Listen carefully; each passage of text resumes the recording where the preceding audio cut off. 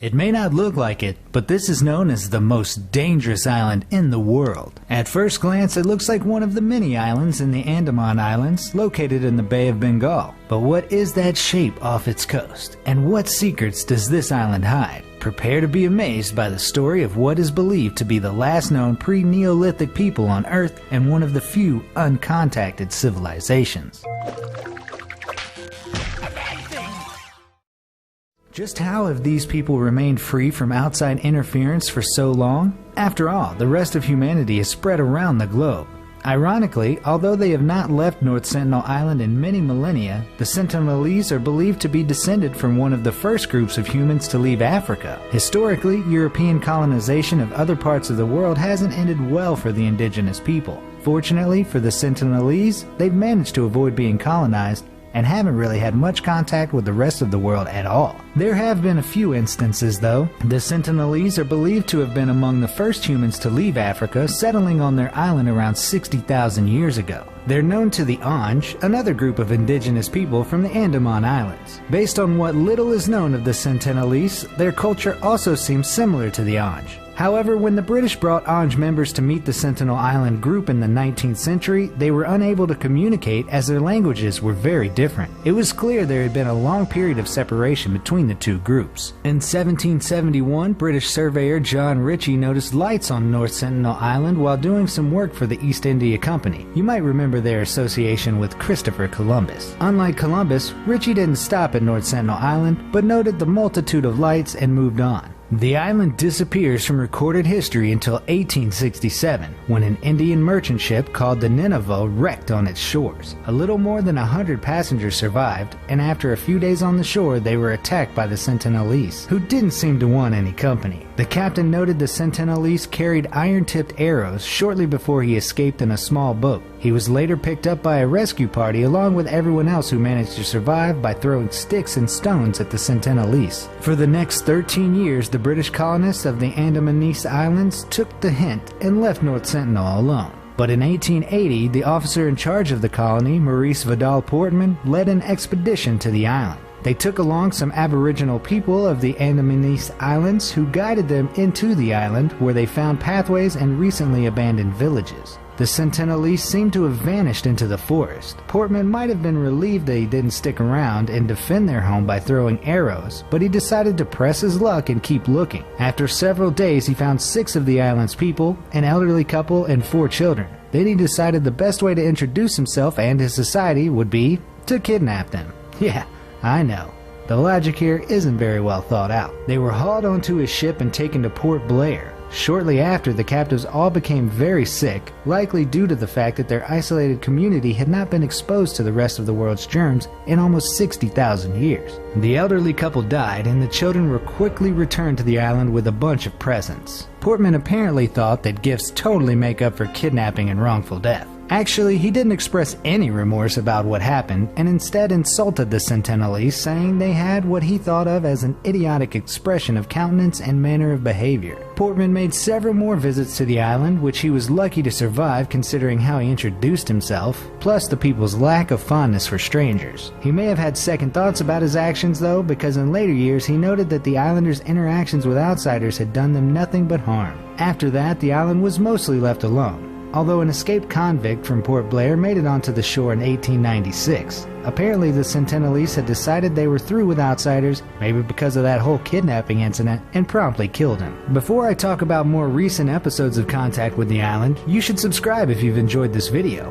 We upload amazing fact-filled videos daily. Also, make sure to click that bell icon to stay updated, or you'll regret missing out on some amazing knowledge that could have filled your brain. Now let's get back to it. It wasn't until the 1960s that anthropologists decided to study the island and its people, or try to anyway. Indian anthropologist Triloknath Pandit was the first to land on the island in 1967, and like Portman, he initially found it deserted. He and his crew poked around the empty huts, leaving gifts of candy, cloth, and buckets, and pilfering a few items for their own study. A few years later, a second group of anthropologists visited the island to shoot a documentary. They were accompanied by Indian police, apparently out of concern they'd be attacked. Their fears were realized when a hail of arrows headed for their boat. They moved away from the attackers and landed further down the shore, but it wasn't long before arrows were flying again, even as they left gifts of coconuts, cookware, a doll, and a pig. The director was shot in the thigh, and the tribe member who shot him had a good laugh while the others buried the pig and doll.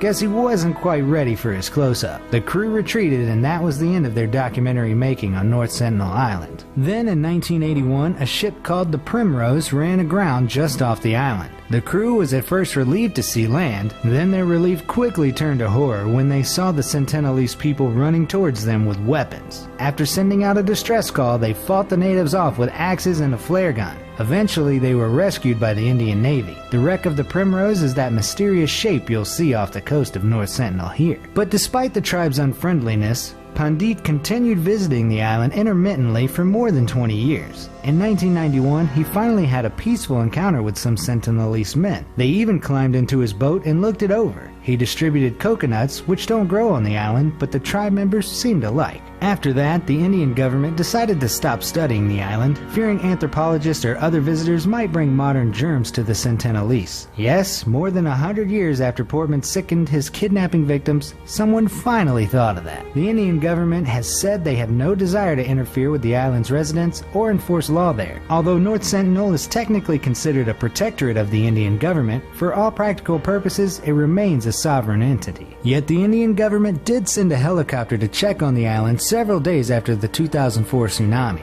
They feared the people had not survived, but they were wrong. Apparently the inhabitants had moved to higher ground before the tsunami hit. Although the storm damaged their fishing grounds, they seemed to have adapted. 2 years later, a couple of fishermen got drunk and fell asleep on their boat.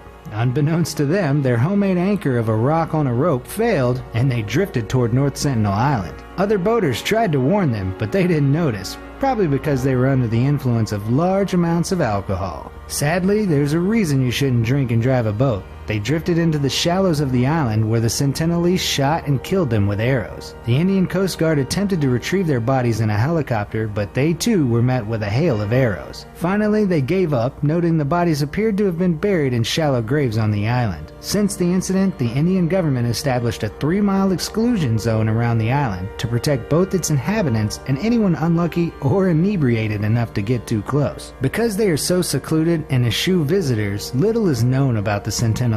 They're hunter-gatherers who migrated to the island prior to the development of agriculture. Their huts are constructed of palm leaves, and they have larger communal dwellings with partitions. Their weapons consist of javelins and flat bows. Arrows collected from helicopters that buzz the island suggest they use different arrow shapes for different tasks, like hunting, fishing, and defense. The island is surrounded by coral reefs with no natural harbors. Much of it is covered in forest, and it's impossible to know exactly how many people live there. Estimates range from 50 to 500. Despite the 3-mile exclusion zone around the island, the Sentinelese still have modern-day threats. In the Andaman Islands, tourism businesses often promise to show visitors the oldest tribes found in these islands. Some have ruthlessly exploited the Jarara, another native tribe of the Andaman Islands. Concerns arose when one resort began construction on new buildings very close to the Jarara Reserve. On the Andaman Trunk Road, hundreds of vehicles travel through every day, their guides treating the Jarara like human safari attractions.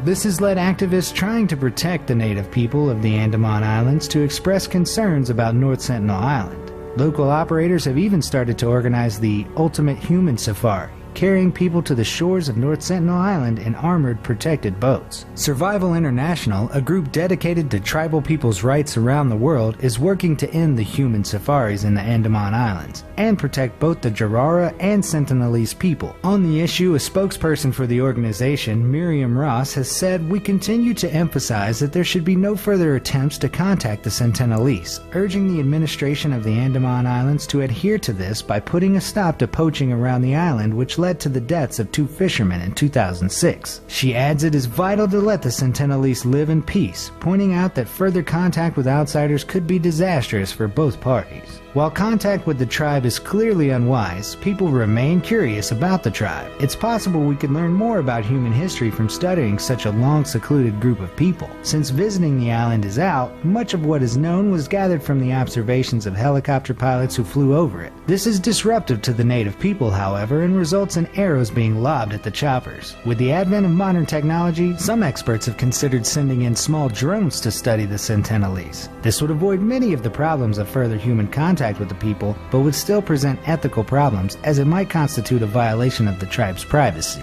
Some people wonder if the Sentinelese could benefit from modern advancements like medicine and agriculture, but anthropologist Sita Venkateshva says these kinds of seemingly benevolent contacts with primitive tribes often do more harm than good. She notes the Jarara, who first made contact with outsiders in 1997, suffered many problems as a result. What it did was open up a world that they didn't comprehend, she says, adding the tribal members were not yet in a position to control their own destiny. Some started using alcohol and tobacco products, and they ended up having a very stratified, uneven relationship with people of the modern world. Despite the level of interest this uncontacted tribe holds, it may be in everyone's best interest to leave the Sentinelese people alone on the most dangerous island in the world.